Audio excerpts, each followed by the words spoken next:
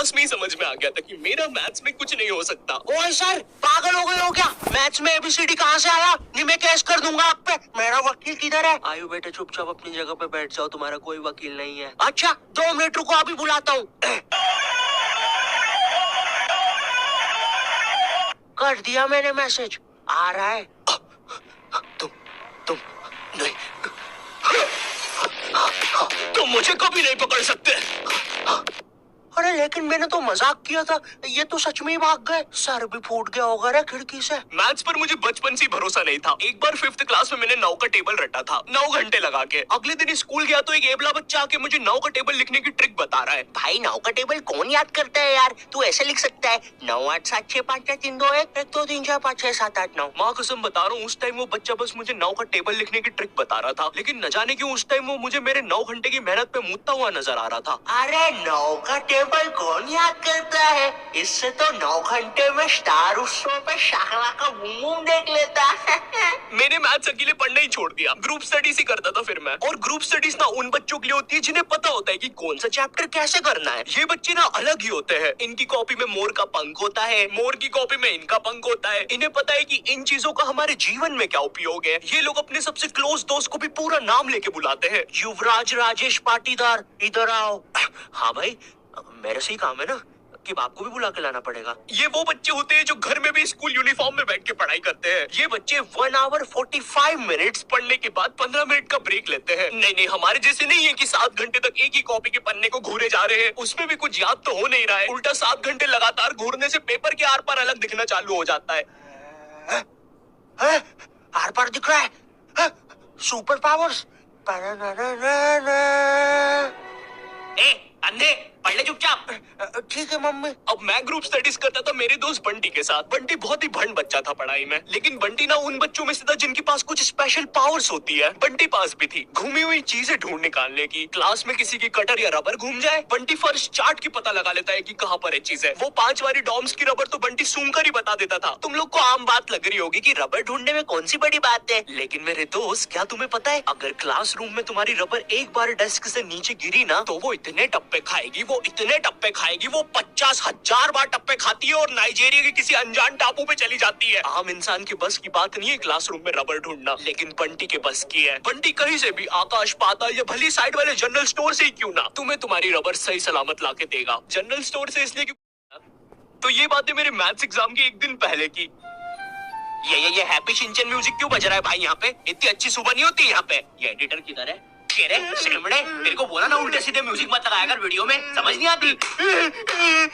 Please कोई police को भेजो, ये मुझे मोमबत्ती के चटके लगाता है। एग्जाम के एक दिन पहले बंटी और मैं साथ में ही पढ़ रहे थे। हम दोनों बहुत टेंशन में थे। मैं इसलिए टेंशन में था क्योंकि ट्रिग्नोमेट्री में जितनी तेज चीजें बदल रही थी उतनी तेज तो मेरी जिंदगी में इंसान भी नहीं बदलते। हे दोस्त, क्या तुम मुझे वो कप दे सकते हो? हाँ क्यों नहीं, 1 मिनट।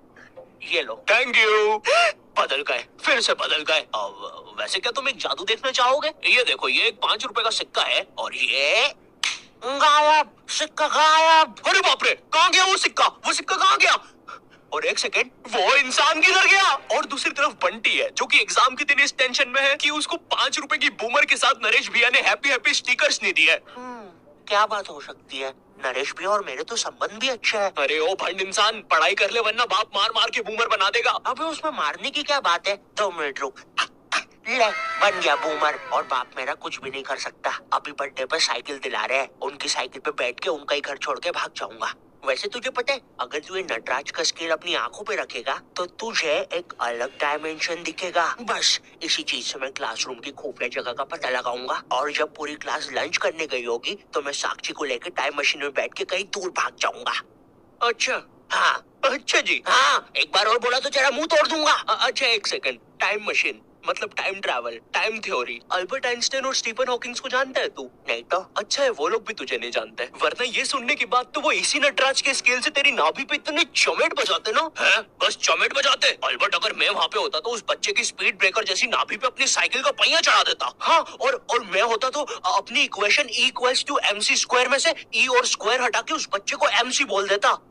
सच में अल्बर्ट, तुझे पता है ना मैं तेरे इन्हीं बकवास जोक्स की वजह से पैरालाइज हुआ था। तू मान क्यों नहीं लेता कि तू बहुत ही अनफनी है? अच्छा ठीक। अल्बर्ट, मेरा वो मतलब नहीं था।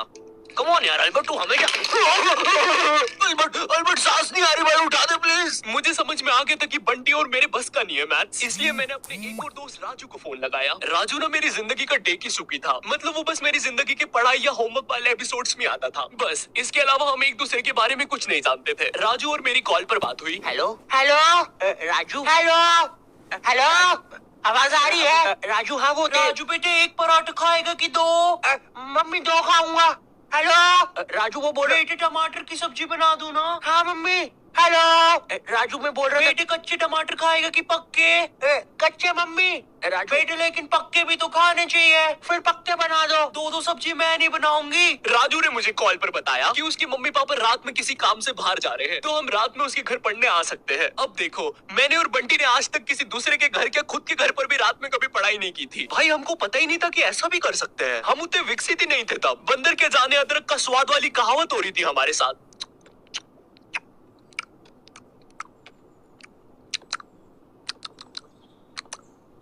अरे क्या स्वाद है, समझ ही नहीं आ रहा। हम दोनों को पता तक नहीं है कि रात में पढ़ने के लिए लेके क्या जाना है। बंटी उधर विमल के झोले बांध रहा होता है। भाई देख, ये वाले झोले के अंदर अपना किराना है और ये वाले झोले के अंदर नाने मंजन का सामान है। और सुन, ये वाला झोला संभाल के रखना, इसके अंदर। अरे मेरा चश्मा किधर गया? अनुपमा देखते समय यही तो उतारा था कि बाहर छोड़ दिया।